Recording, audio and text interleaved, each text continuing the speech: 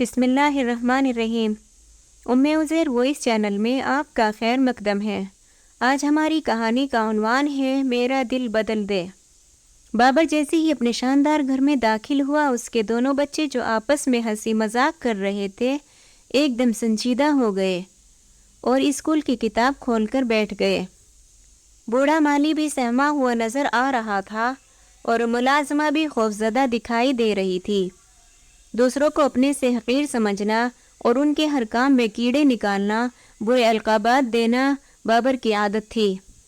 کھانے کے وقت اس کی بیوی بھی گھبرائی ہوئی آئی اور کھانے کی میز سجانے لگی، کیونکہ کھانے میں کسی قسم کی کمی بیشی کی صورت میں اسے اپنے بچوں اور ملازمین کے سامنے سخت باتیں سننا پڑتی۔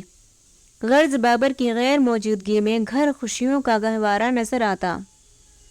اپنی فیکٹری کے ملازمین کو معمولی غلطی پر نوکری سے نکال دینا اس کی عادت تھی۔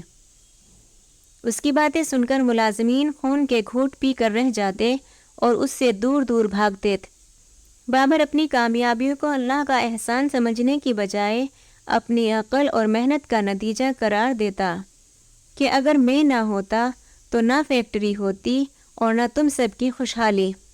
ایک دن بابر نے اپنے ایک پرانے ملازم کو کسی غلطی پر ملازمت سے نکال دیا۔ اللہ کا کرنا ایسا ہوا کہ کچھ ہی دن بعد بابر بیمار ہوا اور بستر سے لگ گیا۔ دیکھتے ہی دیکھتے اس کی حالت بگڑتی چلی گئی۔ فیکٹری کی دیکھ بھال ایماندار مینیجر کرنے لگا۔ ادھر بابر کے گھر والے اس کے دل و جان سے دیکھ بھال کرتے تھے، مگر خوف زدہ اور خاموش رہتے کہ کہیں بابر سے ڈانٹ نہ پڑ جائے۔ وہ زیادہ وقت اکیلا ہوتا۔ اسے پہلی بار محسوس ہوا کہ کوئی بھی اس کے قریب نہیں رہنا چاہتا اور سب اس سے دور بھاگتے ہیں، سوائے اس کے والد کے، جن کے ساتھ بھی اس نے کئی بار بدتمیزی کی تھی۔ اس نے آنکھوں میں آنسو بھر کر نہایت اداسی سے اپنے والد کو بتایا کہ کوئی بھی مجھ سے محبت نہیں کرتا، حالانکہ میں سب کے لیے اتنی محنت کرتا ہوں۔ اس نے پہلی بار اعتراف کیا کہ میں نے اپنے خراب رویے سے اپنے پیاروں اور دوسروں کو خود سے دور کر دیا، لیکن اب کیا کروں؟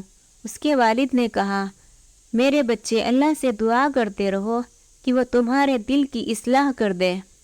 چنانچہ بابر اکیلے میں رو رو کر دن رات یہی دعا کرتا۔ اپنے گھر والوں کی مسلسل دیکھ بھال سے وہ کچھ عرصے بعد صحت یاب ہو گیا۔ فیکٹری کی ملازمین نے اس کی شخصیت میں حیرت انگیز تبدیلیاں دیکھی اور اسے خوش آمدید کہا۔